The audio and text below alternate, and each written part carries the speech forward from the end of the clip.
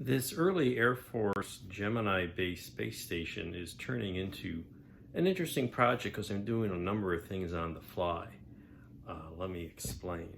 I've made some good progress on the lab itself. Got the nose on and got it sanded down and primed, put a couple panel lines in it, and you can see there's a big hole here. And what that is, it's because I've decided that this thing needs to be visible. So this is where it's going to go, and there'll be a, and I got this to hold it up, and there will be, if we can get to, there we go, a tent or an airlock or whatever you want to call it, you know, around this thing. And I'm starting to set it up with little bits of cardboard to make pieces. And what I've decided to do is, wouldn't that be cool if you could actually see the hatch in there and see where the crew transfers from one place to the other. And now you can see that. He's got to go out this hatch and into a hatch over there. And so let's get an astronaut figure and have him moving from the Gemini into the hatch. So that means I had to find an astronaut figure. I had an extra Max Gruder 3D printed one that I used for this model over here, and I pulled that out so I could see what I did with an open hatch. Now, I'm not going to go through all the trouble I did on this one, but I am going to do a few things to, beef up the hatch itself on the Gemini. So I've started adding a few things. Started adding a little bar there, and I'll add a little bit more structure, but you're not going to be able to see much, so it doesn't really matter.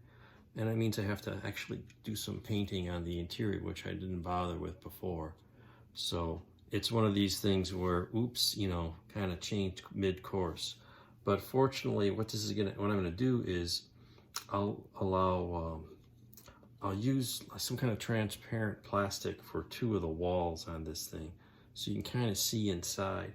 And then we'll have this guy, I'll have to rearrange his arms and feet, but he'll be heading into the lab. Wouldn't that be cool? That'd be great. So that's what we're gonna do, but it's sort of a last minute change in plans. I've also got all the decals on the Gemini. I need a little flat cut out here, I have to paint this. But I got all the decals on, I got the shingle decals. They're very subtle, but it does that little bit of red stenciling. Does add quite a bit of character, let's say, to the capsules. So I've got some of the detail added to the inside of the hatch, and a little bit of paint on the inside. And since you're not going to see much, I'm not too worried about it. Also got a flat coat on here now, so that's coming along. But since I'm going to open this and show this, again, here's the status. I've got the hatch cleaned up, needs a little work. Looks like I got the primer on a little heavy, but sanding will take care of that. So I'm gonna put an astronaut in there. So I had a Max Gruder Ed White, which I'm doing a little surgery on, and a bunch of parts here. And I'm replacing his helmet with the open helmet from the kit part, because my idea is, okay, they're in a pressurized environment in a hatchway, so no need for the suit visor to be down. So he's going to get a new head and try to lean his head back a little bit. And I need to reposition the arms, and I'm going to have to reposition at least one of the legs. And I got to cut off the chest pack. So a lot of surgery involved in repositioning an astronaut, but I did this for the Al Warden, I think it was Al Warden, on the Gemini 11 version that I did. So coming along, but that's having fun surgery on astronauts. I'm in the middle of the tricky parts of designing and building kind of in parallel and in series and all over the place. So what I've got here is the hatch finished. I made an outline for where the inflatable tunnel is going to go and scratched off some of the paint so I can glue on some little bits of L-shaped styrene to make a frame to attach the tent, which is just going to be painted aluminum foil at this point.